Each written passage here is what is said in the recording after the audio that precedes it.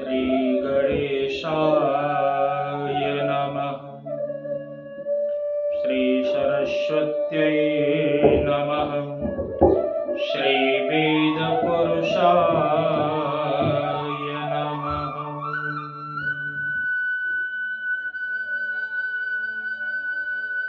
ध्येयं सदा परिभवग्नमभीष्टदोहम् तीर्थास्पदं शिवविरञ्चनुतं शरण्यं भृत्यार्तिहं प्रणतपालभवाब्धिपोतं वन्दे महापुरुषते चरणारविन्दम्। वंशी विभूषितकरानवनीरदाभात् पीताम्बरः गरुडबिम्बफलाधरोष्ठात् पूर्णेन्दुसुन्दरमुखादरविन्दनेत्रात् कृष्णात् परं किमपि तत्त्वमहं न जाने। नारायणं नमस्कृत्यं नरं चैव नरोत्तमं देवीं सरस्वतीं व्यासं ततो जयमुदीरयेत्। भक्ति भक्त भगवन्ते गुरु चतुर्नाम बपुएक इनके पग बंधन किए सुनाशत विघ्न अनेक। ठाकुर हमें न भूलियो चाहे लाख लोग मिल जाएं। तुम पर यश हम बहुत हैं तुम्हें छोड़ कहाँ जाए। सब द्वारन को छाड़ के आयो तेरे द्वार। हे यशोमति के लाडले जरा मेरी ओर निहार, जरा मेरी ओर निहार। आइए हनुमंत बिराजिए कथा कहूँ मत ही अनुसार। प्रेम भरी गादी धरूं सुबिराजिए पवन कुमार, सुबिराजिए पवन कुमार। बोल कृष्ण कन्हैया लाल की जय। राजा रामचंद्र भगवान की जय। पवन सुत हनुमान की जय। सभी देवी देवताओं की जय। जय जय श्री राधे, जय जय श्री राधे, जय जय श्री राधे श्याम। परम मंगलमय आए हुए भगवत चरणानुरागी भक्त वृंद एवं मातृवती माताएं बहनें, ये जो मार्गशीर्ष की पूर्णिमा तिथि है, पाश्चात्य पद्धति के हिसाब से ये इस साल की अंतिम पूर्णिमा है।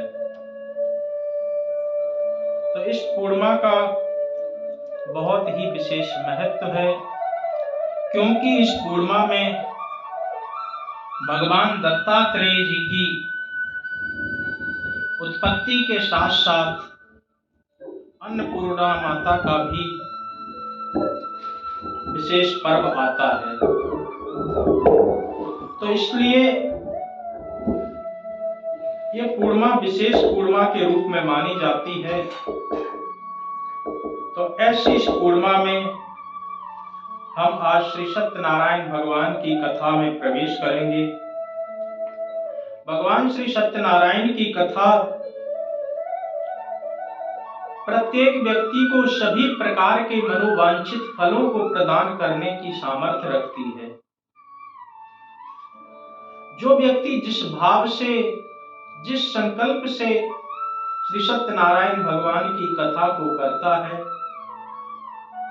वो जीव शीघ्र ही भगवान की कृपा से अपने मनोवांछित फलों को प्राप्त कर लेता है।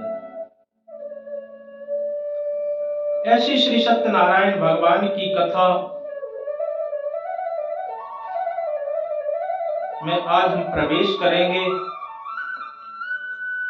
उससे पूर्व भगवान दत्तात्रेय जी का आज आगमन हुआ है।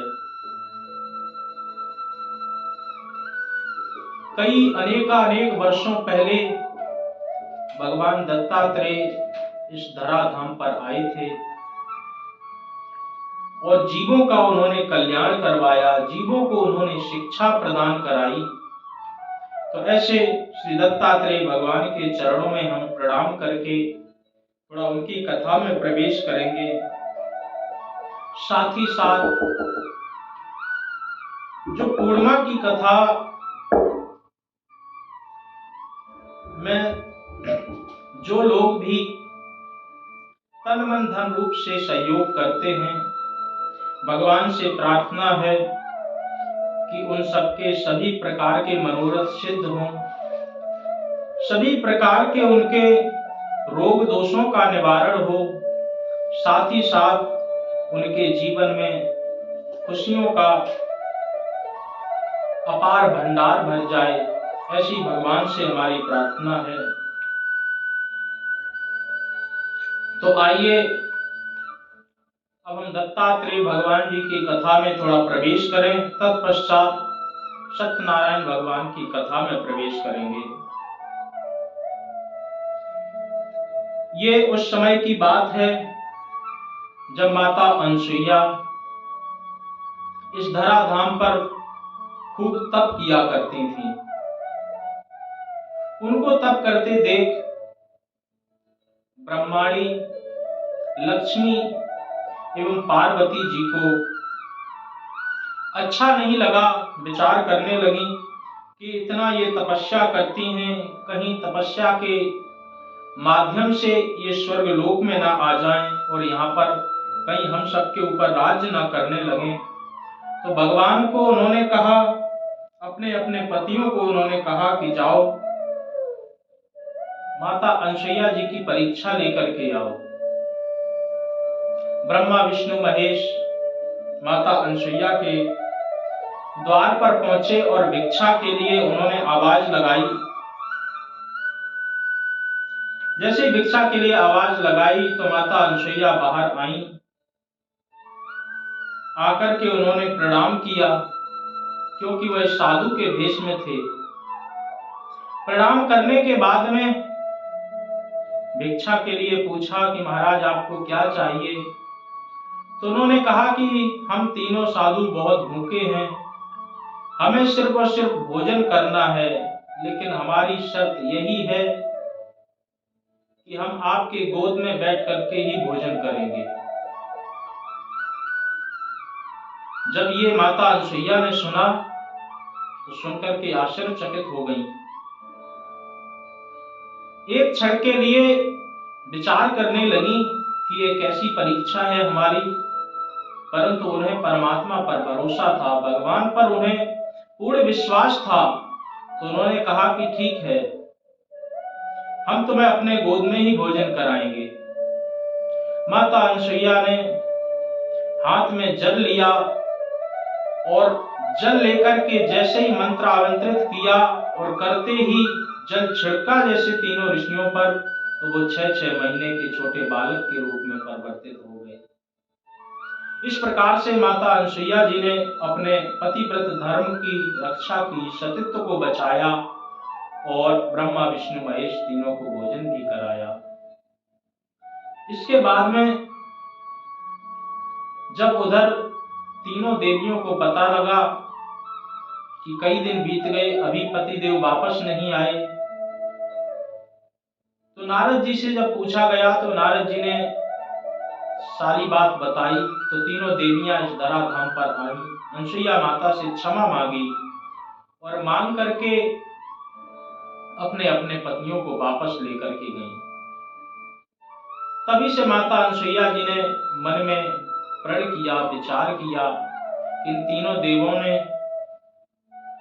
हमारी गोद में भोजन किया, हमारी गोद में खेला, इतना लालन पालन किया, तो क्यों ना इन्हीं को हम पुत्र रूप में प्राप्त करें।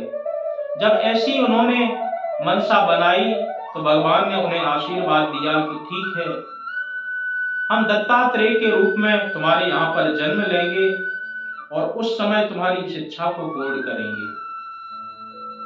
तो माता अनुसुईया जी के यहाँ दत्तात्रेय जी का शुभागमन हुआ। माता अनुसुईया के हर्ष का पारावार न रहा, प्रसन्न हो गई और होकर के भगवान दत्तात्रेय को खूब उन्होंने प्रेम प्यार किया।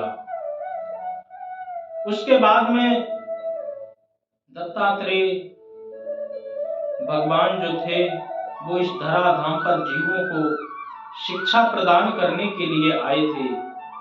तो उन्होंने प्रत्येक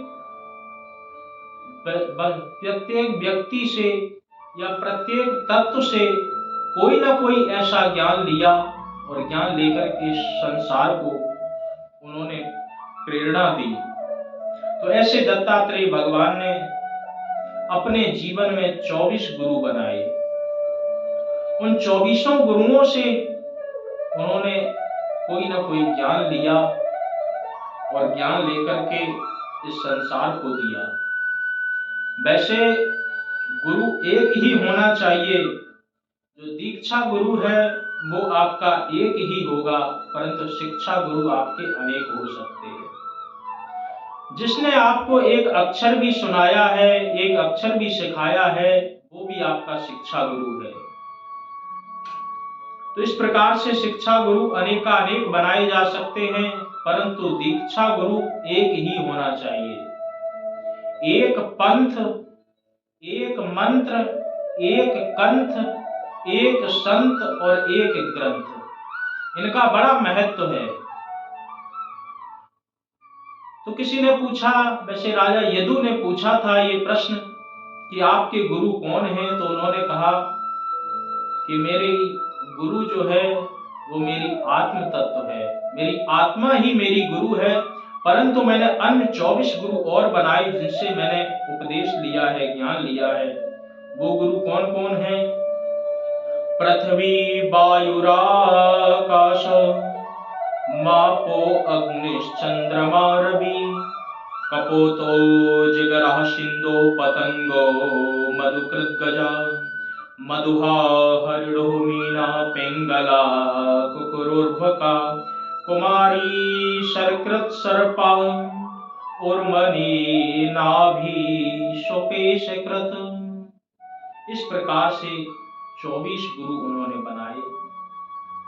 सबसे पहला गुरु पृथ्वी वायु आकाश, पृथ्वी को गुरु बना करके उन्होंने उससे सहनशीलता का ज्ञान प्राप्त किया। माता पृथ्वी में सहनशीलता का वास होता है। कई लोग पृथ्वी को खोदते भी हैं, तभी भी पृथ्वी नाराज नहीं होती। मलमूत्र का त्याग पृथ्वी पर किया जाता है, तभी भी कोई नाराजगी नहीं। और जब पूजा की बात आती है तो पृथ्वी की भी सेवना, पृथ्वी की पूजा करते हैं इस मंत्र से, और तभी भी पृथ्वी को ना कोई हर्ष होता है ना कोई शोक होता है। तो सहनशीलता पृथ्वी माता के अंदर है, तो उन्होंने पृथ्वी से सहनशीलता सीखी। वायु से उन्होंने स्वच्छंदता सीखी। वायु को चाहे सुगंध हो या दुर्गंध हो, वो निरंतर बहती रहती है, कहीं भी टिकती नहीं है। इसी प्रकार से साधु को चाहिए कि वो निरंतर गतिशील रहे। एक जगह बैठ करके यदि साधु रहेगा तो विकारों से वो लिप्त होने लगेगा। यदि 12 वर्ष तक कोई भी भिक्षुक एक ही घर से भिक्षा प्राप्त करके खाएगा, तो शास्त्र कहते हैं कि वो उस घर के राग द्वेष से लिप्त हो जाएगा। उस घर के जो सुख दुख हैं वो उसको प्रभावित करने लगेंगे। इसलिए साधु को एक जगह नहीं रह करके अन्यत्र जाकर के कभी इस घर में कभी उस घर में भिक्षा प्राप्त करके अपना भरण पोषण करना चाहिए। तो वायु से महाराज हमने यही सीखा कि जिस प्रकार से वायु सुगंध या दुर्गंध को न मानते हुए निरंतर बहती रहती है, इसी तरीके से साधुओं को भी निरंतर चलना चाहिए। एक जगह रुकते नहीं, साधु संत समीर, और पावन रहता है वही बहता रहे जो नीर। जो जल बहता रहता है वही पावन रहता है। जो वायु बहती रहती है, वैसे वायु का तो प्रभाव यही है बहना, वही वायु प्राण वायु बनती है, वही वायु जीवों को आनंद प्रदान करती है। जो साधु स्वच्छंद होता है वही साधु समाज के कल्याण को, समाज के उत्थान के कार्य में आता है। महाराज मैंने आकाश को भी गुरु बनाया। आकाश को गुरु बना करके मैंने सीखा, जिस प्रकार से आकाश चारों तरफ से फैला हुआ है, इसी प्रकार से परमात्मा की कृपा प्रत्येक व्यक्ति के ऊपर फैली हुई है। प्रत्येक व्यक्ति परमात्मा की कृपा छाया में ही है। इसलिए ऐसे भाव को मन में धारण करते हुए जीव को भगवान के प्रति निष्ठा करनी चाहिए और आकाश से यही ज्ञान लेना चाहिए। मैंने जल को गुरु बनाया। जल को गुरु बनाकर के मैंने शीतलता प्राप्त की। जल शीतल है, निर्मल है, कोमल है। जल में स्वच्छंदता का वास है। जल का स्वभाव सदैव शीतल रहता है। कोई कह सकता है कि हमने तो गर्म जल भी देखा है, परंतु वो गर्म जल तब हुआ जब किया गया। उसको यदि थोड़ी देर तक रख दोगे तो वो फिर शीतल हो जाएगा। जल का स्वभाव शीतल है। कोई कह सकता है हमने तो जल को गंदा भी देखा, स्वच्छंद कहां से है? तो यदि गंदा जल भी थोड़ी देर तक रख दिया जाए तो वो स्वच्छंद होने लगता है। तो इस प्रकार से जल में स्वच्छंदता है, शांति है और कोमलता है, शीतलता है। तो इस प्रकार से जल से हमने शीतलता सीखी है, कोमलता सीखी है, निर्मलता सीखी है। इस प्रकार से हमने अग्नि को भी गुरु बनाया।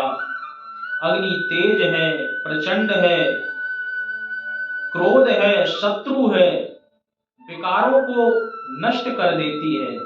इस प्रकार से जैसे अग्नि में आकर के कोई भी वस्तु अपवित्र नहीं रहती है, उसी प्रकार से जो साधु संत हैं उनको अग्नि की तरह, अग्नि तत्व से यही ज्ञान लेना चाहिए कि जिस प्रकार से अग्नि सभी चीजों को भस्म कर देती है, उसी प्रकार से वो अपने जीवन से पाप, ताप, संताप, दुर्गुण, विकार जितने भी हैं, काम, क्रोध, लोभ, मोह, मद तथा मात्सर्य, ईर्ष्या आदि को जला करके भस्म कर ले।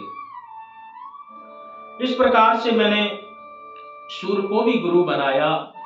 सूर्य को गुरु बनाकर के मैंने सीखा कि जिस प्रकार से सूर्य अपनी गर्म किरणों से इस पृथ्वी से जल को ऊपर खींचते हैं और ओस या बारिश के साथ में उस जल को दोबारा प्रदान करा देते हैं, या फिर अपनी किरणों की ऊष्मा से पेड़ पौधों को वो शक्ति प्रदान कराते हैं, उसी प्रकार से साधु संतों के पास में जैसे धन की प्राप्ति हो तो समाज में उस धन को लगाते रहें।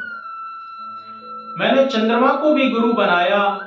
चंद्रमा को गुरु बनाकर के मैंने सीखा कि जिस प्रकार से चंद्रमा कभी छोटा दिखता है, कभी बड़ा दिखता है, न चंद्रमा छोटा होता है न बड़ा होता है, छोटी और बड़ी उसकी कलाएं होती हैं, जो घटती हैं, जो बढ़ती हैं, वो उसकी कलाएं हैं। इसी प्रकार से ये हमारा जो शरीर है, ये घटता है, बढ़ता है, वृद्ध होता है और अंत में मर जाता है, परंतु जो आत्म तत्व है वो निर्गुण निराकार है। इस प्रकार से चंद्रमा को गुरु बना करके मैंने तत्व ज्ञान लिया कि आत्म तत्व स्थिर है, उसका कोई रूप घटता बढ़ता नहीं है, बल्कि शरीर घटता बढ़ता है। महाराज मैंने हाथी को भी गुरु बनाया, और हाथी से मैंने क्या सीखा कि हाथी पकड़ने वाले लोग जो हैं एक बहुत बड़ा गड्ढा खोद देते हैं, उस गड्ढे को घास फूस से ढक देते हैं और दूर एक काठ की हथनी बना करके खड़ी कर देते हैं। वैसे हाथी बहुत बुद्धिमान होता है, वो अपने एक पैर से पूरा वजन डाल करके देख लेता है। जब उसको पूरी तरह विश्वास हो जाता है कि ये जगह हमारा भार सहन कर लेगी, तभी वो अपना दूसरा पांव उठा करके रखता है। परंतु वही बुद्धिमान हाथी जब दूर काठ की हथनी को देखता है तो कामांध होकर के दौड़ता है और दौड़ करके उसी गड्ढे में गिर जाता है। जब उस गड्ढे में गिर जाता है तो कई दिनों तक तो उसको खाना प्राप्त नहीं होता है। धीरे धीरे जब वो अस्वस्थ होने लगता है, उसको पकड़ करके लोग ले जाते हैं, कोई चिड़िया घर में रख देते हैं, नहीं तो उसको दर दर का भिखारी बना देते हैं। साधु उसके साथ में जाकर के भिक्षा मांगते हैं। जो हाथी जंगल में इतना स्वच्छंदता है, इतनी बुद्धिमानता है उसके अंदर, परंतु धीरे धीरे वो भी कामांध होकर के दर दर का भिखारी बन जाता है। इसीलिए साधुओं को चाहिए कि वो किसी भी प्रकार से कोई भी कामांध में ना पड़े, किसी भी प्रकार से स्त्री का स्पर्श ना कराएं। शास्त्र कहते हैं पदापि यवतुर भुक्ति न स्पर्शे दारदामपि। कहते हैं असली की तो छोड़ो, काठ की स्त्री को भी स्पर्श नहीं करना चाहिए, क्योंकि स्पर्श का विकार, जो स्पर्श का प्रभाव जो है वो चित्त पर पड़ता है, मन पर पड़ता है, विकार पर पड़ता है। तो जो साधु संत हैं, अगर वो स्पर्श करेंगे तो हो सकता उनका मन बिगड़ जाए, उनकी तपस्या भंग हो जाए। इसलिए माताओं का भी कर्तव्य है कि साधु संतों को दूर से ही नमस्कार करें। दूर से ही नमस्कार करके उनका जो आशीर्वाद है आपको वैसे ही स्वतः ही प्राप्त हो जाएगा। शास्त्र तो एक आंख दिखाते हैं, एक रास्ता दिखाते हैं, मानना ना मानना ये तो व्यक्ति के ऊपर ही होता है। तो शास्त्र कहते हैं कि साधु संतों को स्त्री स्पर्श नहीं करना चाहिए, क्योंकि उनकी तपस्या भंग हो सकती है। इस प्रकार से महाराज मैंने एक छोटे बच्चे को भी गुरु बनाया। छोटे बच्चे को गुरु बना करके मैंने सीखा कि यदि छोटे बच्चे को कोई थप्पड़ मार दे तो वो रोने लगता है, कोई पुचकार करके लड्डू दे दे तो वो प्रसन्न हो जाता है। छोटे बच्चे से मैंने सीखा कि किसी भी प्रकार से मान या अपमान की गांठ मन में नहीं बांधनी चाहिए। किसी साधु का यदि कोई माला डाल करके सम्मान करे तो उसको प्रसन्न नहीं होना चाहिए। कोई दो चार गाली दे जाए तो उसको दुखी भी नहीं होना चाहिए। छोटे बच्चे की बात अपने मन को, चित्त में किसी भी प्रकार की मान अपमान की गांठ को बांध करके नहीं रखना चाहिए। यही मैंने छोटे बच्चे को गुरु बना करके सीखा। महाराज मैंने एक कुंवारी कन्या को भी गुरु बनाया। कुंवारी कन्या की शादी तय हो चुकी थी, उसके घर में आ गए ससुर जी और उन्होंने कहा कि मैं तुम्हारे लिए चूड़ियां लेकर के आया हूं। यहीं से निकल रहा था तो मैं सोचा कि तुमको दे दूं। और उस कन्या ने कहा पिताजी तो घर पर है नहीं, तो अब आप आए हो तो कुछ खा पी करके जाओ। तो बोले कि जल्दी जल्दी में चावल ही बन जाएंगे तो चावल बना लो। अब उस कन्या ने हर जगह चावल ढूंढे, उसको कहीं भी चावल नहीं मिले। तो उसने धान देखे और धान को कूटने लगी। जब वो धान को कूटने लगी तो चूड़ियों की खनखनाहट शुरू होने लगी। तो उसने विचार किया कि अगर ससुर जी ने हमारी चूड़ियों की खनखनाहट सुन ली तो बना बनाया काम बिगड़ जाएगा। तो उसने धीरे धीरे करके चूड़ियां निकाली, दो दो चूड़ियां अपने हाथ में रखी और तब कूटना शुरू किया तो तभी भी आवाज हो रही थी। फिर उसने निकाल करके एक चूड़ी ही अपने हाथ में एक एक रखी। उसके बाद धान कूटे तो कहीं आवाज नहीं हुई। महाराज दत्तात्रेय दूर खड़े होकर के ये दृश्य देख रहे थे। तुरंत उन्होंने उसको गुरु बनाया और बना करके सीखा कि साधु संतों को एकांत में रहना चाहिए। यदि रहेंगे, झुंड में रहेंगे तो आपस में उनके खूब चिमटा बजने शुरू हो जाएंगे, लड़ाई झगड़ा होगी, या फिर व्यर्थ बातों में अपना समय व्यतीत कर देंगे, भगवान की भक्ति को नहीं कर पाएंगे। तो कुंवारी कन्या से उन्होंने यही सीखा। महाराज मैंने एक मृग को भी गुरु बनाया। मैंने देखा कि किसी ने बंसी की तान बजाई और बजा करके वो मृगी उस बंसी की तान को सुनकर के इतनी मंत्रमुग्ध हो गई और वहीं पर आकर के बैठ गई। तो बहेलिया आया, उसने तीर मारा और मार करके उसको पकड़ करके ले गया। तो इसलिए साधु संत जो हैं उनको बहुत ज्यादा फिल्मी श्रृंगार के संगीतों को नहीं सुनना चाहिए। सब फिल्मी संगीत तो बुरे नहीं होते हैं, परंतु जिनमें संसारिक और श्रृंगार का वास है, जिनमें उनकी विवेचना की गई है, तो वो उनके चित्त को आहत कर सकते हैं, उनके चित्त को बिगाड़ सकते हैं। तो ऐसे संगीत को नहीं सुनना चाहिए।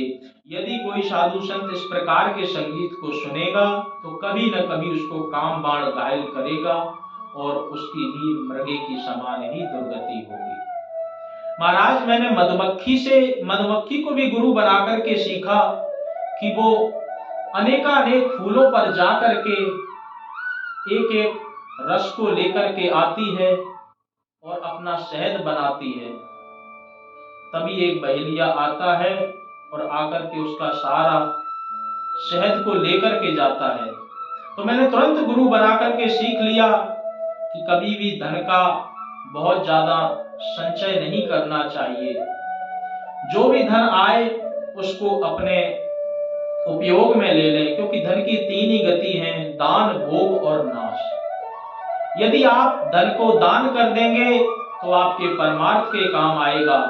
आप दान नहीं करना चाहते हैं तो उसका उपभोग कर लें, अपने लिए उसकी वस्तुएं खरीद लें, अपने शरीर में उसको लगा लें। अगर ये भी नहीं किया तो वो किसी न किसी रूप से नाश हो ही जाएगा। चोर चुरा ले जाएंगे, ज्यादा होगा इनकम टैक्स का छापा पड़ जाएगा, बीमारियां आ जाएंगी, आदि व्याधि में लग जाएगा। इस प्रकार से धन का भी सदुपयोग तभी है जब उसको दान या भोग में उपयोग किया जाए। महाराज मैंने एक वैश्या को भी गुरु बनाया, उससे भी सीखा। जब तक वैश्या का शरीर ठीक रहता है तब तक उसके पास ग्राहक आते रहते हैं। जब धीरे धीरे वो उसकी उम्र ढलती जाती है तो वो फिर अपने ग्राहकों की राह देखती है। इसी प्रकार से मैंने तुरंत ही उसको गुरु बना करके सीख लिया कि इस शरीर पर बहुत ज्यादा भरोसा नहीं करना चाहिए। ये शरीर हमारा जैसे जैसे धीरे धीरे ढलता जाएगा इसकी कोई पूछ नहीं होगी। जैसे उस वैश्या के शरीर की पूछ नहीं हो रही है, इसी प्रकार से हमारी भी कोई पूछ नहीं होगी।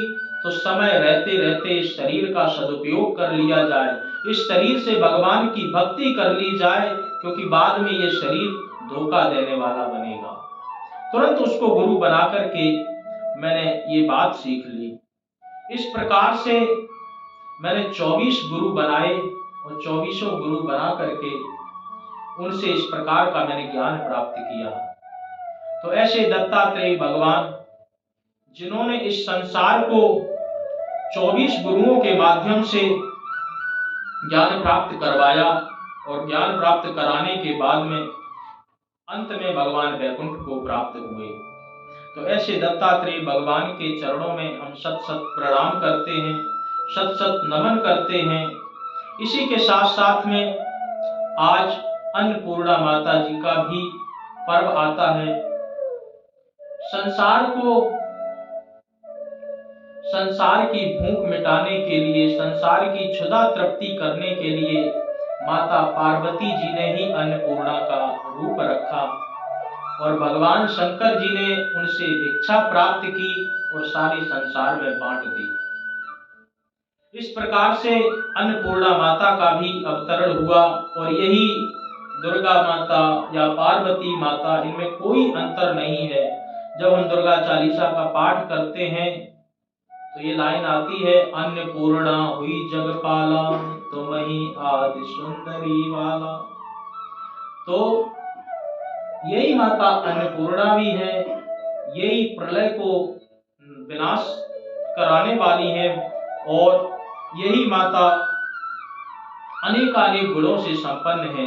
भुक्ति मांगो या मुक्ति, या देवी रूपेण मात्र रूपेण संस्था, नमस्तस्यै नमस्तस्यै नमस्तस्यै नमो नमः। मात्र रूपेण भी है, क्षुधा रूपेण भी है, शांति रूपेण भी है और क्रांति भी यही करती है। तो सभी प्रकार की इनके पास में ऐसी व्यवस्था है, ऐसी सुविधा है, या इस प्रकार से माता जी के पास में सभी को कल्याण कराने वाली ऐसी अन्नपूर्णा माता, जिन्होंने इस संसार को अन्न देकर के जीवों की क्षुधा मिटाई, जीवों को तृप्त किया, ऐसी अन्नपूर्णा माता जी के भी चरणों में हम सब साष्टांग प्रणाम करते हैं। अन्नपूर्णे सदा पूर्णे शंकर प्राण वल्लभे ज्ञान वैराग्य सिद्ध्यर्थम भिक्षाम देहि च पार्वती। और पार्वती भिक्षा कब देंगी? जब कोई ना कोई रिश्ता बनाओगे। तो रिश्ता कैसे बनाना है? माता च पार्वती देवी पिता देवो महेश्वरा बांधवा शिव भक्तश्च सुदेशो भुवनत्रयम्। पार्वती माता जी को अपनी माता के रूप में स्वीकार करो, शंकर जी को पिता के रूप में स्वीकार करो, तो अन्नपूर्णा माता सदा आपके ऊपर प्रसन्न रहेंगी। आपके घर में अन्न की कभी भी कमी नहीं होगी। जो लोग अन्न से त्रस्त होते हैं उन्हें माता पार्वती जी एवं शंकर जी की आराधना करना चाहिए। माता पार्वती जी और शिव जी की कृपा से अन्नपूर्णा माता सदा उनके भंडार को भर करके रखती हैं। तो ऐसी अन्नपूर्णा माता के चरणों में हम बार बार दंडवत, बार बार नमस्कार करते हैं। आइए अब हम श्री सत्यनारायण भगवान की कथा में प्रवेश करें, जो कि पूर्णिमा के पर्व पर इस कथा का विशेष महात्म है, क्योंकि सत्यनारायण भगवान की जो कथा है भुक्ति मुक्ति आनंद ऐश्वर्य सभी प्रकार के जीव को ऐश्वर्य प्रदान कराने वाली है। तो ऐसी श्री सत्यनारायण भगवान की कथा में प्रवेश करें। ओम शांताकारं भुजगशयनं पद्मनाभं सुरेशं विश्वाधारं गगनसदृशं मेघवर्ण शुभांगं लक्ष्मीकान्तं कमलनयनं योगविद्यानिगम्यहं वन्दे विष्णुं भवभयहरं सर्वलोकैकनाथं सर्वलोकैकनाथं। बोल सत्यनारायण भगवान की जय। इस संसार में जितनी भी कथाएं हैं, जितने भी अनुष्ठान हैं, जितने भी व्रत आदि हैं, वो जीव को एक ही तरफ संकेत करते हैं कि जीव अपने आप को पहचाने, अपने आप को जगाए और जगा करके अपना कल्याण करे। किसी ने कहा कि हम सब तो जाग रहे हैं, आप ऐसा कैसे कह सकते हो कि हम सोए हुए हैं? तो उन्होंने कहा कि आंखों देखते हुए तो आप जाग रहे हो, परंतु मोह की निशा में, स्वप्न की रात्रि में आप सब सोए पड़े हुए हो। मोह निशा सब शोभनिहारा देखऊं स्वप्न अनेक प्रकारा। अनेकानेक प्रकार के स्वप्न देख रहे हो, तो उन स्वप्न, दिन में भी स्वप्न देखते हैं लोग, उनको दिवा स्वप्न कहते हैं। तो ऐसे स्वप्नों को देख करके जीव सो रहा है, किसी ने प्रश्न किया, तो पता कैसे चले कि वो जाग गया कि नहीं जागा? बोले, जो जीव जाग गया होगा तो जाने जीव जब ही जग जागा, जब सब विषय विलास विरागा। जब उसके मन से विषय वासना विलासता ये दूर होने लगे तो समझ लेना चाहिए कि वो जीव जागने लगा है। जब पूरी तरह दूर हो जाए तो वो जाग गया है। श्री सत्यनारायण भगवान की कथा पूरी तरह सत्य का ही उद्बोधन करती है, सत्य को ही बताने का प्रयास करती है कि किस प्रकार से श्री सत्यनारायण भगवान से हम जुड़ सकते हैं, श्री सत्यनारायण भगवान को हम प्राप्त कर सकते हैं, जान सकते हैं, अपने मनोवांछित फलों को प्राप्त कर सकते हैं। तो सत्यनारायण भगवान है कौन? सबसे पहले तो प्रश्न उठता है कि ये सत्य क्या है। तो भगवान शंकर जी अनेकानेक वर्षों तक समाधि में लीन रहा करते थे। एक बार पार्वती माता जी ने प्रश्न कर दिया कि आप अनेकानेक वर्षों तक समाधि में लीन रहते हैं, आप किस चीज की खोज करते हैं? उन्होंने कहा कि मैं सत्य की खोज करता हूं और मैंने अपने अनुभव से उस सत्य की खोज कर भी ली है। वो सत्य और कोई नहीं, परमात्मा का नाम ही है। उमा कहूं मैं अनुभव अपना, सत्य हरि भजन जगत सब सपना। ब्रह्म सत्यम जगत मिथ्या, जीवो ब्रह्मैव नापरा। ये सारा संसार असत्य है और ब्रह्म केवल वही सत्य है, परमात्मा का नाम सत्य है। ऐसे ही सत्य स्वरूप परमात्मा की जो कथा की उत्पत्ति है वो स्कंद पुराण के रेवा खंड में उसका वर्णन किया गया है, जो कि 5 अध्यायों के रूप में है। ऐसे श्री सत्यनारायण भगवान की कथा में हम प्रवेश करें। बोल सत्यनारायण भगवान की जय। अथ प्रथमो अध्यायः। एक समय की बात है, नैमिषारण्य की पावन भूमि में 88,000 ऋषियों ने श्री सूत जी महाराज से प्रश्न पूछा कि हे प्रभु, इस कलयुग में वेद विद्या रहित मनुष्यों को भक्ति किस प्रकार से प्राप्त हो सकती है? उनका उद्धार कैसे हो सकता है? कोई ऐसा तप बताएं जिसको थोड़े ही समय करने से जीव का लाभ हो जाए, उसको मनोवांछित फल प्राप्त हो जाए। हम यह सुनने की इच्छा करते हैं, क्योंकि इस संसार में मैं देख रहा हूं धीरे धीरे मनुष्य बुद्धि और भाग्य दोनों से ही मंद होते जा रहे हैं। मंदा सुमंद मतयो मंद भाग्या उपद्रुता। धीरे धीरे मनुष्यों की बुद्धि और भाग्य दोनों ही मंद हो रहा है। यदि किसी की बुद्धि मंद हो जाए तो भाग्य के बल पर काम चला सकता है, यदि किसी का भाग्य मंद हो तो बुद्धि के बल पर वह अपनी गाड़ी को आगे बढ़ा सकता है। परंतु भाग्य और बुद्धि जब दोनों ही मंद हो जाएं तो ऐसे समय पर जीव क्या करे? कोई आप ऐसा सरल से सरल मार्ग बताएं जिससे जीव का कल्याण हो जाए, क्योंकि इस कलकाल कलयुग का जो जीव है उसका तो एक ही मूल मंत्र है कि मेहनत कम और फायदा ज्यादा। मेहनत कम करना चाहता है और फल अधिक प्राप्त करना चाहता है, तो कृपा करके कोई ऐसा आप उपाय बताएं, कोई ऐसी कथा बताएं जिससे जीवों का सहज ही कल्याण हो सके। श्री सूत जी महाराज कहते हैं कि आज मैं तुम्हें वही कथा सुनाऊंगा जो एक समय श्री हरि लक्ष्मी नारायण जी ने नारद जी को सुनाई थी। एक बार नारद जी मनुष्यों के हित की इच्छा को लिए हुए बैकुंठ में पहुंचे।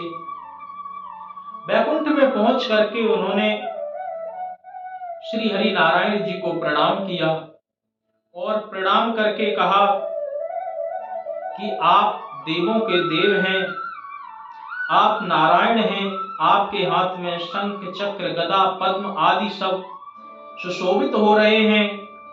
आपका न कोई आदि है न मध्य है न आपका अंत है। वेद भी लेती लेती करके चुप हो जाते हैं, तो हम भी आपको कैसे पहचान सकते हैं?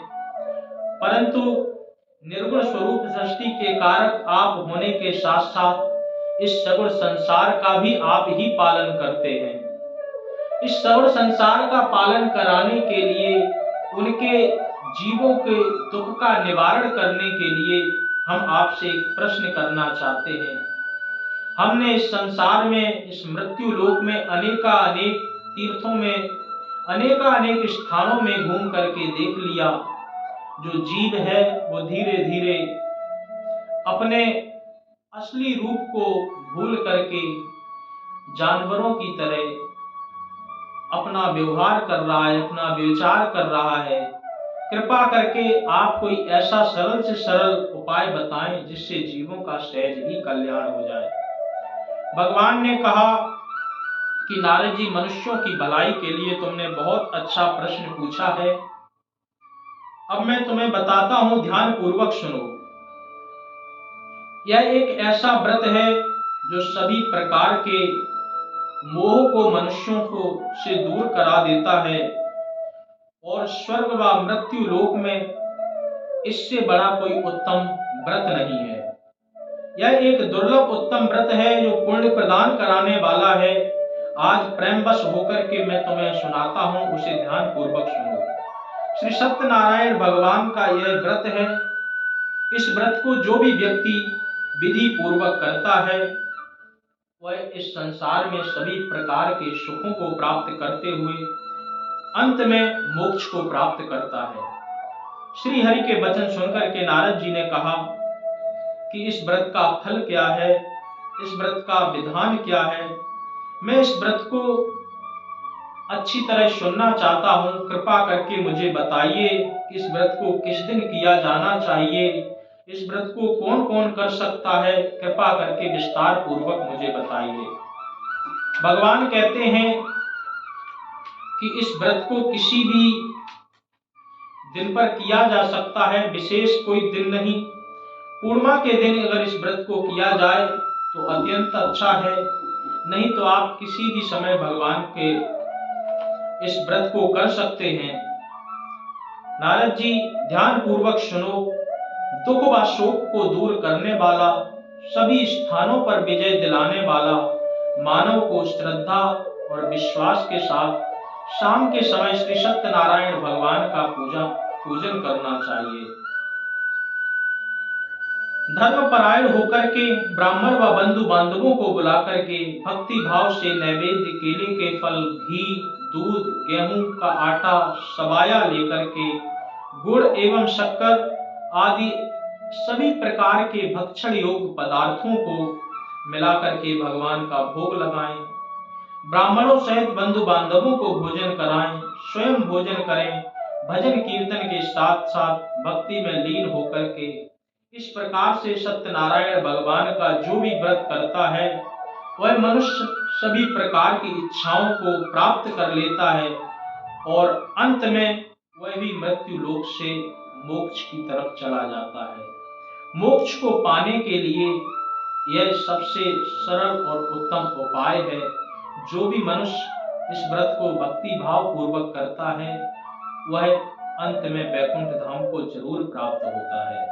इति श्री सत्यनारायण व्रत कथा प्रथमो अध्यायः संपूर्णम्।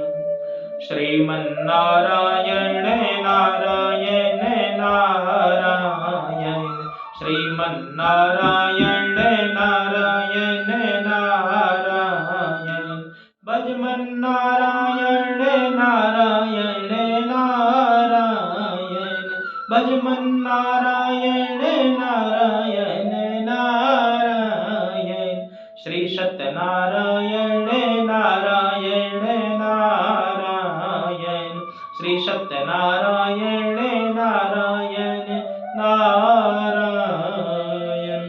बोल सत्यनारायण भगवान की जय। द्वितीय अध्याय। सूत जी बोले, हे ऋषियों, जिसने पहले इस व्रत को किया है मैं उनका इतिहास सुनाता हूं, उसे भी ध्यान पूर्वक सुनो। सुंदर काशीपुरी नगरी में एक अत्यंत निर्धन ब्राह्मण रहा करता था। भूख प्यास से परेशान होकर के वह धरती पर घूमा करता था। ब्राह्मणों से प्रेम करने वाले श्री सत्यनारायण भगवान एक दिन ब्राह्मण के वेश में आए और आकर के उस विप्र से पूछा, हे ब्राह्मण, तुम इस पृथ्वी पर दुखी होकर के क्यों घूमते हो? तो उसने जवाब दिया कि मैं इस पृथ्वी पर भिक्षा मांगता हूँ, जो भी भिक्षा से मुझे मिल जाता है उसी से मैं अपना और अपने परिवार का निर्वाह करता हूँ। यदि आप कोई ऐसा उपाय जानते हो जिससे मेरी ये दरिद्रता और दुख दूर हो जाए, कृपा करके मुझे बताइए।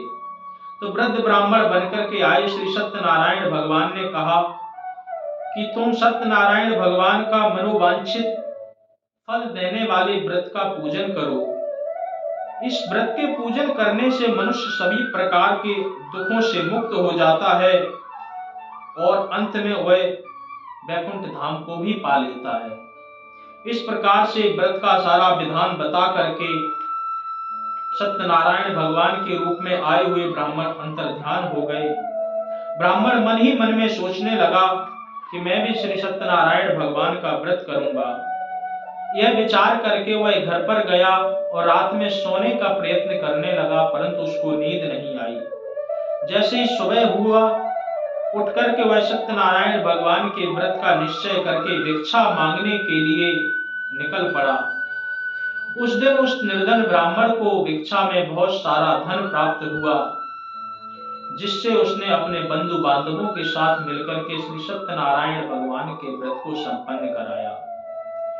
भगवान श्री सत्यनारायण के व्रत को संपन्न होने के बाद भगवान श्री सत्यनारायण की कृपा से उस ब्राह्मण के सभी प्रकार के दुखों का अंत हो गया। अनेकानेक प्रकार की सुख सामग्री संपत्तियों को उसने पा लिया और उसी समय से वह ब्राह्मण प्रत्येक माह श्री सत्यनारायण भगवान का पूजन करने लगा। इस प्रकार से जो भी मनुष्य श्री सत्यनारायण भगवान के व्रत का पूजन करेगा, सभी प्रकार के दुखों से वह मुक्त हो जाएगा। रोग दोष सभी प्रकार के उसके निवारण हो जाएंगे। वो है भुक्ति मांगे या मुक्ति मांगे, दोनों ही उसको प्राप्त हो जाएंगे। इस प्रकार से अनेकानेक वर्षों तक वह इस धराधाम पर सुख को भोगता रहा और अंत में भगवान की कृपा से वह वैकुंठ लोक को प्राप्त हुआ। सूत जी बोले कि हे नारद जी, जो नारद जी ने नारायण जी से यही व्रत सुना था वो आज मैंने तुम्हें सुना दिया। हे विप्रो, अब मैं और क्या कहूं। ये व्रत सभी प्रकार के फलों को प्रदान कराने वाला है। ऋषि बोले, हे मुनिवर, इस संसार में इस व्रत को सुनकर के किस किसने और किया है, मैं उसे भी जानने की इच्छा रखता हूं, कृपा करके मुझे सुनाइए। सूत जी बोले, ध्यान पूर्वक सुनो, जिसने इस व्रत को किया, अब मैं आगे की कथा कहता हूँ। एक समय वही विप्र धन और ऐश्वर्य के साथ अपने बंधु बांधवों के साथ व्रत करने को तैयार हुआ। उसी समय एक लकड़ी बेचने वाला बूढ़ा आदमी वहां पर आया। लकड़ियों को बाहर रख करके वह जैसे ही घर के अंदर गया, क्योंकि वह प्यास से बहुत दुखी था, पानी की खोज में वह जैसे ही घर के अंदर गया तो उसने देखा वहां पर भगवान का पूजन हो रहा है।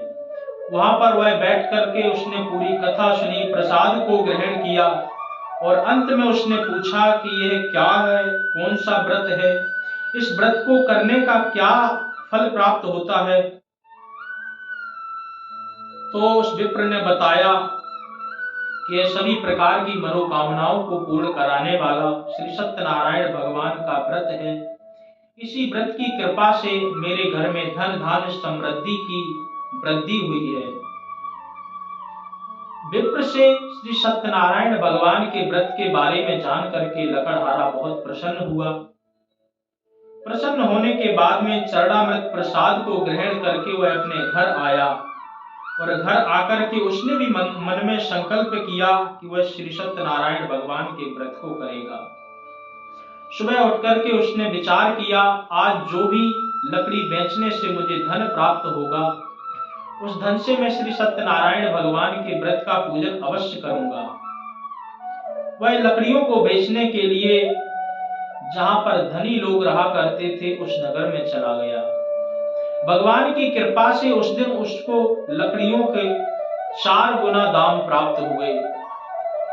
बूढ़ा आदमी प्रसन्नता से केले, शक्कर, दूध, घी, दही, गेहूं का आटा, सवाया लेकर के भगवान श्री सत्यनारायण के व्रत की सभी प्रकार की सामग्रियों को लेकर के अपने घर पर आया।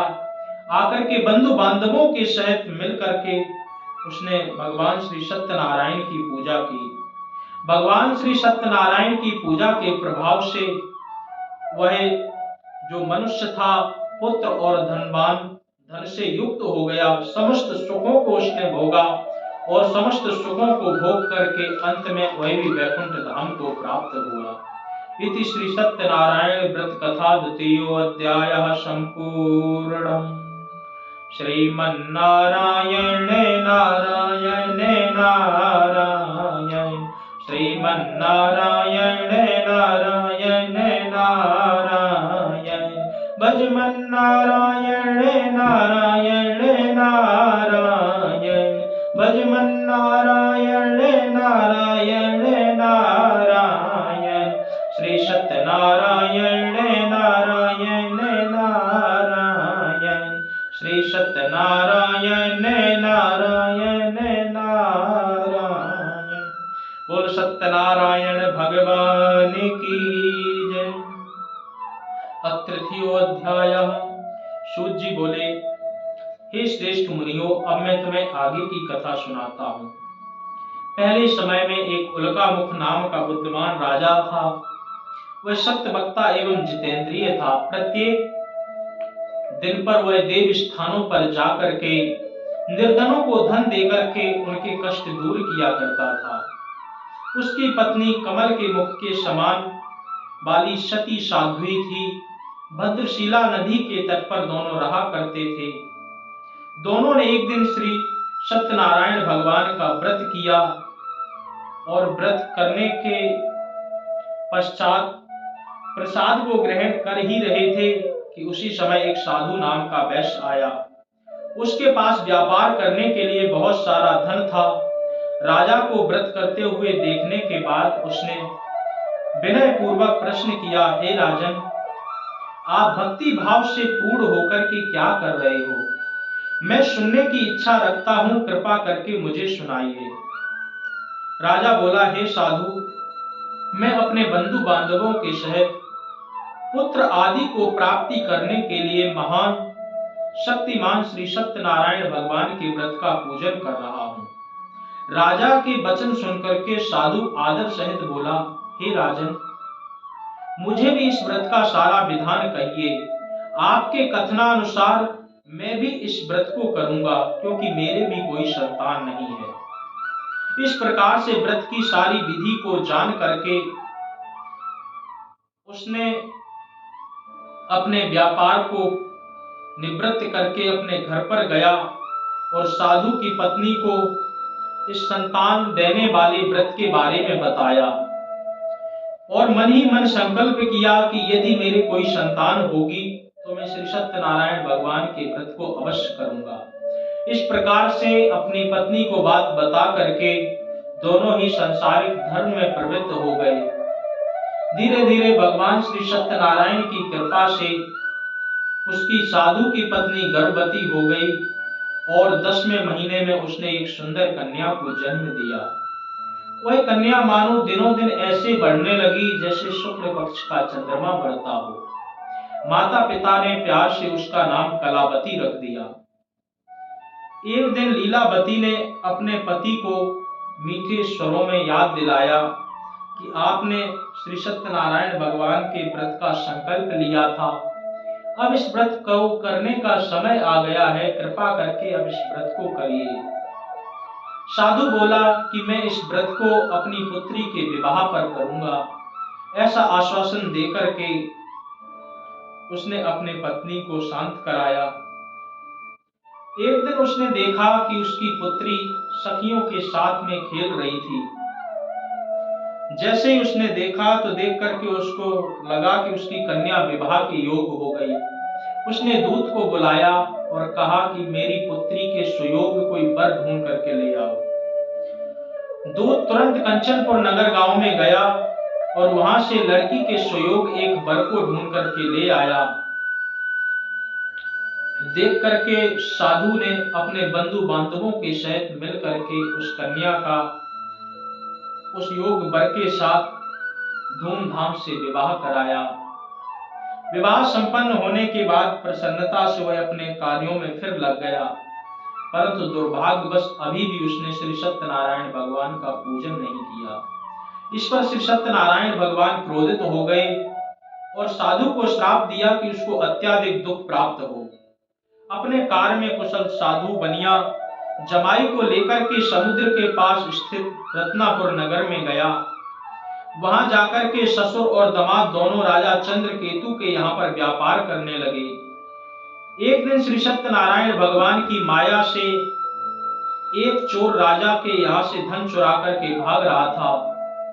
उसने राजा के सिपाहियों को अपना पीछा करते हुए देखा तो धन को रखने के लिए स्थान खोजने लगा। उसने देखा कि साधु अपने जमाई सहित जहां पर ठहरा हुआ है, यह स्थान सबसे उचित है धन छुपाने के लिए। वह सारा धन वहीं पर छुपा करके भाग गया। सिपाही आए और आकर के उसने बनिए को और उसके दामाद को दोनों को पकड़ लिया।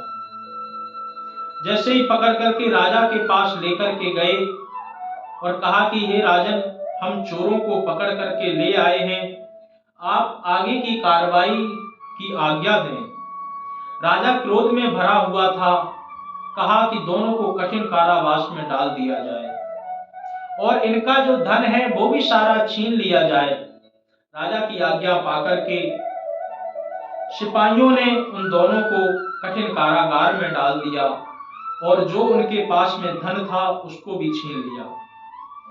इधर साधु की पत्नी बहुत परेशान थी, दुखी थी, क्योंकि जो घर में धन रखा था उसको भी चोर चुरा करके ले गए।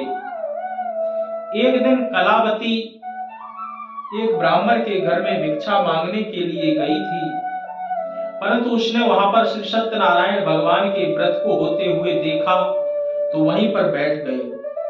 जब शाम को घर आई तो माता ने पूछा कि बेटी तू कहाँ गई थी, पूरे दिन से घर में नहीं थी, तेरे मन में क्या चल रहा है? तो कलावती ने कहा कि मैं ब्राह्मण के घर पर गई थी, वहां मैंने श्री सत्यनारायण भगवान के व्रत को होते हुए देखा और व्रत पूर्ण होने के बाद में मैं प्रसाद को ग्रहण करके यहाँ पर आई हूँ। श्री सत्यनारायण भगवान के व्रत के बारे में सुनकर के लीलावती को तुरंत याद आया कि उसके पति ने भी इसका संकल्प लिया था। उसने सभी प्रकार की पूजा की सामग्रियों को एकत्रित किया और भगवान श्री सत्यनारायण के व्रत का पूजन करना आरंभ किया। साथ ही साथ उसने भगवान से क्षमा मांगी कि मुझसे और मेरे परिवार से जो भी अपराध हुए हों उन सबको क्षमा करें। इस प्रकार से भगवान से जब क्षमा प्रार्थना मांगी तो भगवान प्रसन्न हो गए और प्रसन्न होकर के भगवान ने राजा को स्वप्न दिया कि तुमने जो 2 वैश्यों को पकड़ करके रखा है उन्हें शीघ्र छोड़ दो, यदि तुमने ऐसा नहीं किया तो मैं तुम्हारे राज्य को नष्ट कर दूंगा। जब सुबह हुआ, राजा ने ये बात अपने मंत्रियों को बताई। मंत्रियों को बताने के बाद में मंत्रियों ने कहा कि हे राजन, आपको उन दोनों वैश्यों को छोड़ देना चाहिए। मंत्रियों की बात सुनकर के राजा ने आदेश दिया कि उन दोनों वैश्यों को लेकर के आओ। वो सिपाही जाकर के उन दोनों वैश्यों को पकड़ करके लेके आए। ससुर और दामाद, साधु बनिया और दामाद दोनों ही आपस में थर थर कांप रहे थे। उनको लग रहा था कि अब उनका अंतिम समय आ गया है। परंतु राजा ने जब मीठे स्वरों में कहा, हे महानुभावों, दुर्भाग्यवश तुम्हें बहुत कठिन कारागार प्राप्त हुआ है, परंतु अब तुम्हें डरने की कोई आवश्यकता नहीं। तुम निश्चित होकर के अपने घर पर जाओ और तुमसे जो हमने धन प्राप्त किया था, जो धन छीन लिया था, उसको भी मैं तुम्हें दोगुना करके दे रहा हूं। अब तुम्हें डरने की कोई भी आवश्यकता नहीं है। राजा ने नए नए वस्त्र आभूषण उनको पहनाए और जितना धन लिया था वो धन भी उन्हें प्रदान कराया। दोनों ने राजा को प्रणाम किया और अपने घर की ओर चल दिए। इति श्री सत्यनारायण व्रत कथा तृतीयोऽध्यायः सम्पूर्णम्। श्रीमन्नारायण नारायण नारायण, श्रीमन्नारायण नारायण नारायण, भजमन्नारायण नारायण नारायण, भजमन्नारायण नारायण नारायण, श्री सत्यनारायण नारायण नारायण, श्री सत्यनारायण नारायण नारायण। बोल सत्यनारायण भगवान की जय। अथ चतुर्थो अध्यायः। सूत जी बोले, वैश्य ने मंगलाचार कर अपनी यात्रा आरंभ कर दी और अपने नगर की ओर चल दिए। थोड़ी दूर जाने के बाद उन्हें एक दंडी भेषधारी स्वामी दिखाई दिए। वो साक्षात श्री सत्यनारायण भगवान ही थे। उन्होंने पूछा, हे साधु, तेरी नाव में क्या रखा है? अवमानी साधु हंसता हुआ बोला, क्यों, आप धन लेने की इच्छा चाहते हैं? आपको धन लेने की इच्छा है जो आप ऐसा पूछ रहे हैं? मेरे नाव में तो लता पता बेलपत्र भरे हुए हैं। भगवान उसके कठोर वचन सुन करके उसको श्राप दिया कि तुम्हारा वचन सत्य हो, तुम जैसा कह रहे हो वैसा ही हो। तो धीरे धीरे साधु नित्य नैमित्तिक क्रिया के बाद में जब उसने अपनी नाव को ऊपर उठते हुए देखा तो अचंबा माना।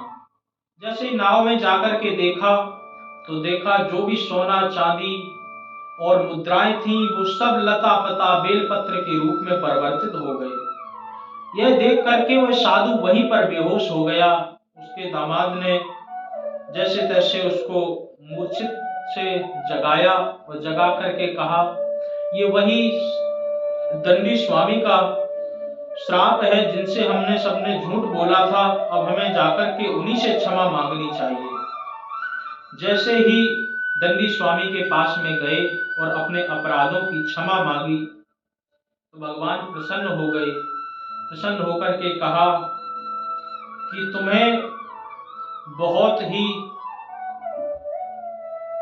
प्रकार से शोक प्राप्त हुआ है, तुम्हें अनेकानेक प्रकार का दुख प्राप्त हुआ है, क्योंकि तुम मेरी भक्ति से विमुख हो गए थे। तो उस विमुखता के कारण तुम्हें मेरी माया से ही इतना सारा सब कुछ दुख प्राप्त हुआ। परंतु अब तुम्हें डरने की कोई आवश्यकता नहीं है। अब तुम अपने घर पर जाओ, वहां तुम्हारी पत्नी और तुम्हारी पुत्री तुम्हारा इंतजार कर रही है। भगवान यह कहकर के वहां से अंतर ध्यान हो गए। जो लता पता बेलपत्र बन गए थे वो पुनः धन के रूप में परिवर्तित हो गए। यह देख करके साधु वैश्य बहुत प्रसन्न हुआ और प्रसन्न होकर के भगवान का वह धन्यवाद करने लगा, साधुवाद करने लगा, अपने अपराधों के लिए बार बार क्षमा मांगने लगा। और क्षमा मांगते हुए भगवान जैसे ही अंतर ध्यान हुए तो साधु तुरंत अपने नगर की ओर चल दिया। धीरे धीरे जैसे ही नगर के पास में पहुंचा तो साधु वैश्य ने एक दूत को कहा कि मेरे घर पर सूचना भिजवा दो कि मैं पहुंचने वाला हूं। दूत आया, आकर के कहा कि साधु वैश्य अपने जमाई सहित नगर की ओर प्रवेश कर रहे हैं। उधर साधु वैश्य की पत्नी एवं पुत्री दोनों श्री सत्यनारायण भगवान का पूजन कर रही थी। तो लीलावती ने कलावती से कहा कि मैं अपने पति के दर्शन के लिए जाती हूँ, तो भगवान की पूजा को पूर्ण करके शीघ्र वहां पर आ जाना। परंतु कलावती ने भगवान की जल्दी जल्दी पूजा की, पूजा भी पूर्ण नहीं की। भगवान को भोग भी नहीं लगाया, प्रसाद को भी ग्रहण नहीं किया और अपने पति के दर्शन के लिए दौड़ पड़ी। इस पर भगवान श्री सत्यनारायण क्रोधित हुए और क्रोधित होकर के उन्होंने कलावती के पति को नाव सहित पानी में डुबो दिया। जैसे ही कलावती वहां पर पहुंच करके अपने पति को न पाकर के वहीं मूर्छित होकर के गिर पड़ी। धीरे धीरे जब उसको होश आया तो बहुत विलाप करने लगी, रोने लगी। तो आकाशवाणी हुई। आकाशवाणी ने कहा कि तुम्हारी पुत्री श्री सत्यनारायण भगवान का पूजन अधूरा छोड़ करके आई है। यदि वह जाकर के भगवान श्री सत्यनारायण के पूजन को पूर्ण करती है, प्रसाद का भोग लगाती है, स्वयं ग्रहण करती है, तो वह अपने पति के दर्शन जरूर कर सकेगी।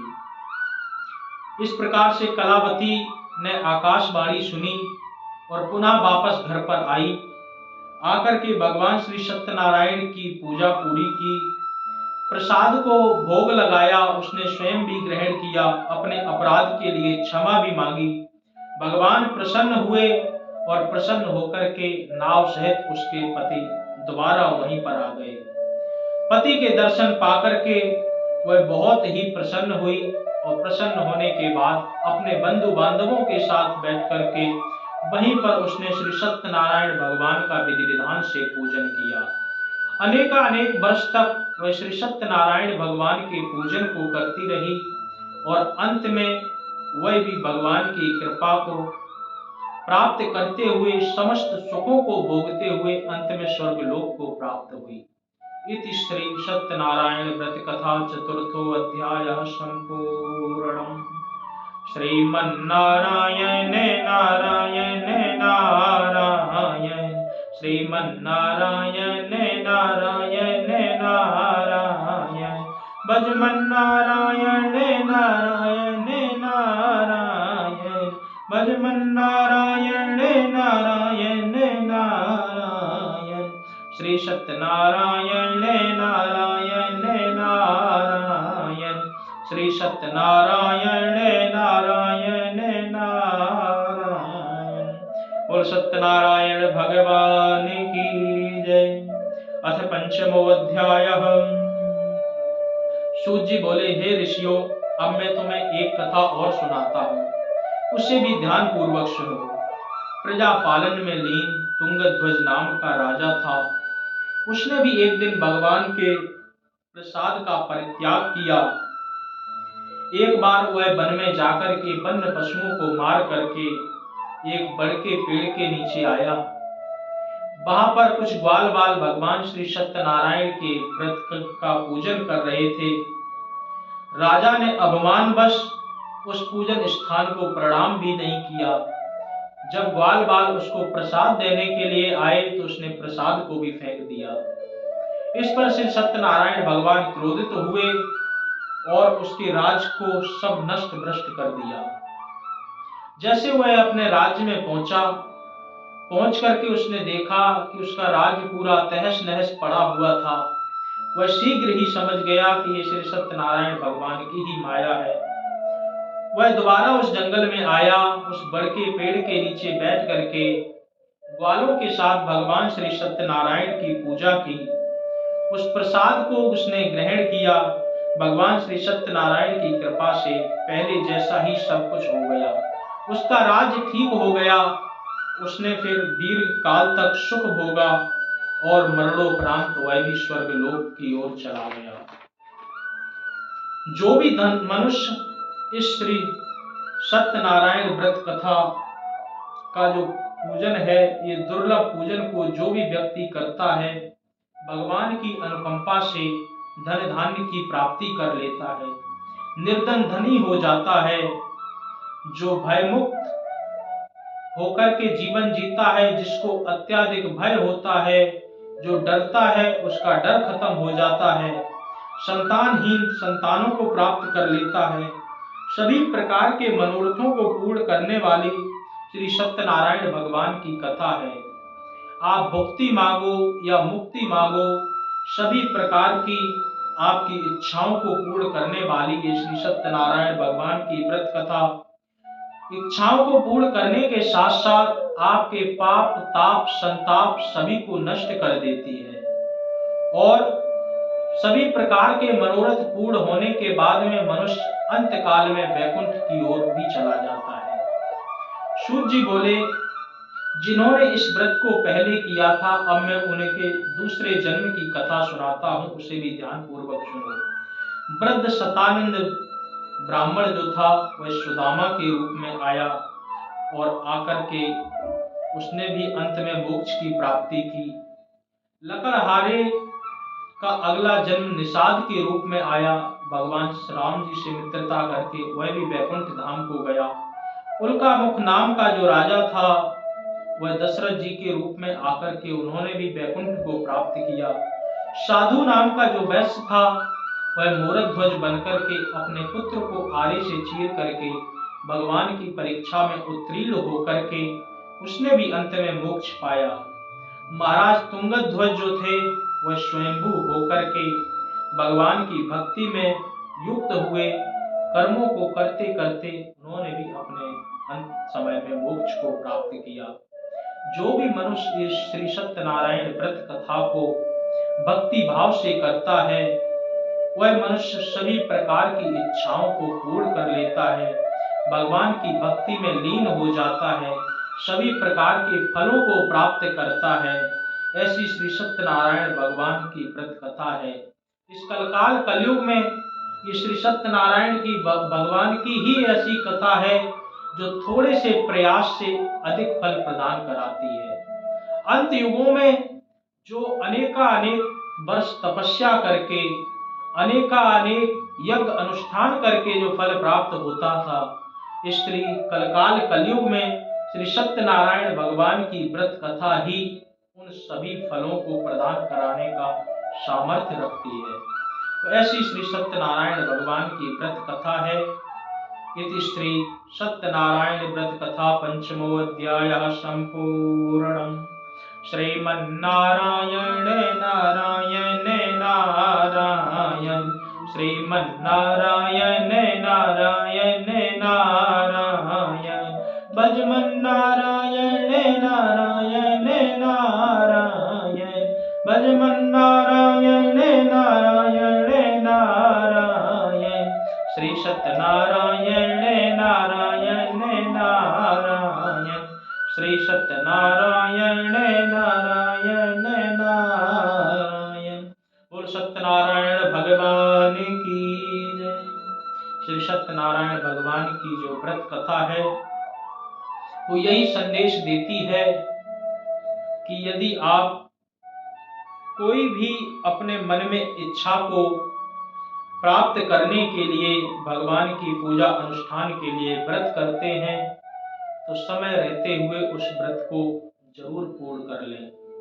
भगवान के प्रसाद का कभी भी परित्याग ना करें, क्योंकि भगवान का जो प्रसाद है वो आपके अंदर अहमता या आपके अहंकार को नष्ट कराता है और साथ ही साथ आपको कृपा की भी प्राप्ति दिलाता है। तो इसलिए भगवान के प्रसाद का कभी भी परित्याग नहीं करना चाहिए। भगवान को दिए हुए वचनों को सदा पूरा करने का प्रयास करना चाहिए। और सबसे बड़ी विशेष बात है कि भगवान को कभी भी किसी प्रकार से हम नहीं भूलें और इसके लिए हमें धीरे धीरे कथा के माध्यम से, भक्ति भाव के माध्यम से, पूजा अनुष्ठान के माध्यम से परमात्मा का बार बार धन्यवाद कर देना चाहिए, करते रहना चाहिए, क्योंकि ये भगवान ने हमें मनुष्य जन्म दिया है। ये मनुष्य जन्म ही केवल भगवान की भक्ति कर सकता है, भगवान के काम में आ सकता है। बाद बाकी 84 लाख योनियां हैं, जो भी कोई भी योनि के पास में ये व्यवस्था नहीं है कि वो यदि चाहें तो भगवान की आराधना करके, भगवान की तपस्या करके अपने आप अपना जीवन सुधार लें या अपने आप को मोक्ष प्राप्त करा लें। ये केवल और केवल मनुष्यों को ही भगवान ने विशेषाधिकार दिया है। इसलिए हम सबको बार बार भगवान के चरणों में लीन रह करके भगवान की पूजा करते हुए भगवान को बार बार धन्यवाद करते रहना चाहिए। भगवान श्री सत्यनारायण की कथा आप किसी विशेष पर्व पर भी कर सकते हैं। यदि आपको कोई विशेष पर्व नहीं मिलता है तो आप भगवान को धन्यवाद करने के लिए भी श्री सत्यनारायण व्रत कथा का पूजन कभी भी कर सकते हैं। ऐसी श्री सत्यनारायण भगवान की कथा है जो कि आप सबने श्रवण की। भगवान श्री सत्यनारायण जी आपके सभी प्रकार के तापों को नष्ट करके आपके अंदर भक्ति भाव प्रवेश कराएं। आप सदा भगवान के चरणों में लगे रहें, आपकी बुद्धि शुद्ध रहे, आप सदा सर्वदा भगवान की कृपा को प्राप्त करें, भगवान के भक्ति को प्राप्त करें। ऐसी हमारी भगवान से प्रार्थना है। भगवान के चरणों में हम सब बार बार नमस्कार करके मैं अपनी वाणी को विराम देता हूँ। बोल अम्बे मात की जय, जगदम्बे माता की जय, कृष्ण कन्हैया लाल की जय, राजा रामचंद्र भगवान की जय, सत्यनारायण भगवान की जय, सभी देवी देवताओं की जय। जय जय श्री राधे, जय जय श्री राधे, जय जय श्री राधे श्याम। अब हम आरती करते हैं।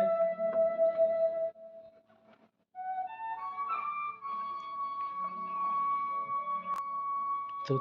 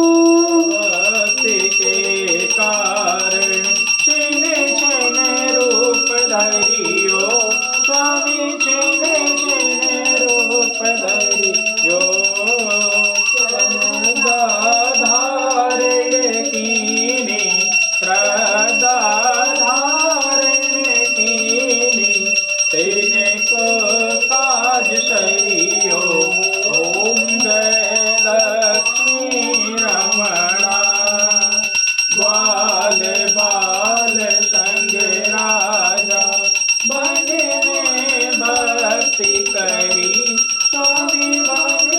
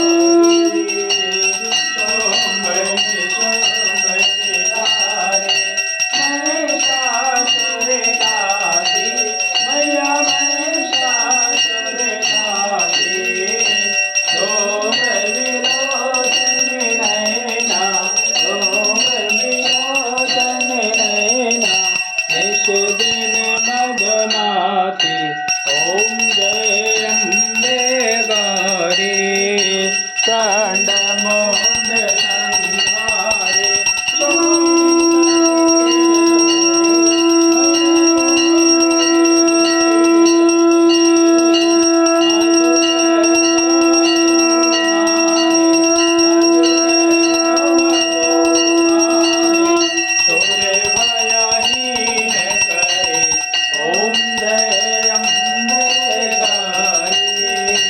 ब्रह्माणी रुद्राणी तुम्हें कमला रानी मैया तुम्हें कमला रानी आगम निगम बखानी आगम निगम बखानी ओम शिव पटरानी ओम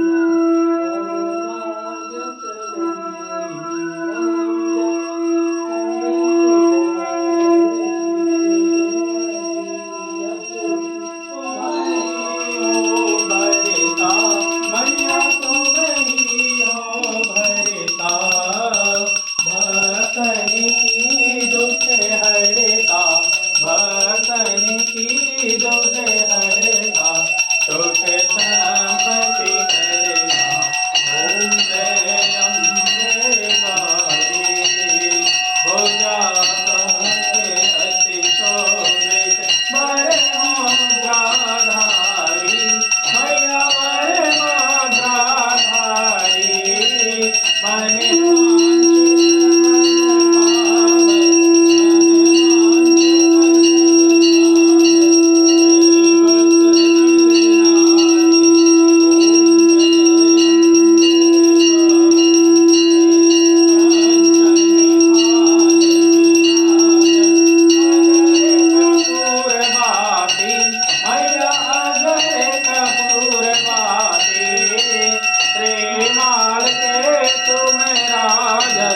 प्रेमाल के तुम राजत कोटि रतन ज्योति ओम जय अम्बे गौरी प्रियम्बे की आरती जो कोई नर गावे मैया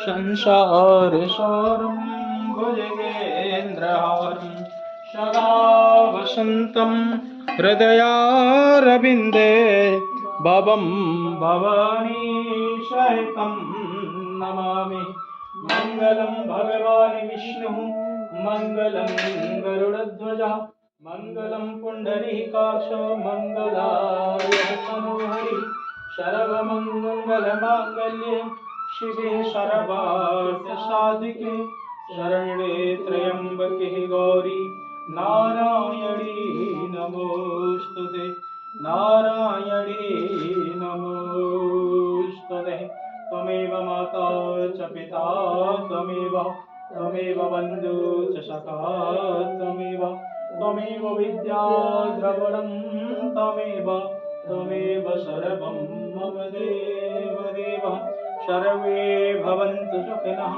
सर्वे सन्तु निरामयः सर्वे भद्राणि पश्यन्तु मा कश्चित् दुःख भाग् भवेत्। अम्बे मात की जय, जगदम्बे माता की जय, कृष्ण कन्हैया लाल की जय, राजा रामचंद्र भगवान की जय, पवन सुत हनुमान की जय, उमापति महादेव की जय, लक्ष्मी नारायण भगवान की जय, सभी देवी देवताओं की जय, जगदेह जोता वाली माता तुम्हारी सदा ही जय। बोल सांचे दरबार की जय, धर्म की जय हो, अधर्म का नाश हो, प्राणियों में सद्भावना हो, विश्व का कल्याण हो, सत्य सनातन धर्म की जय हो, सत्य सनातन धर्म की जय हो। जय जय श्री राधे श्याम, हर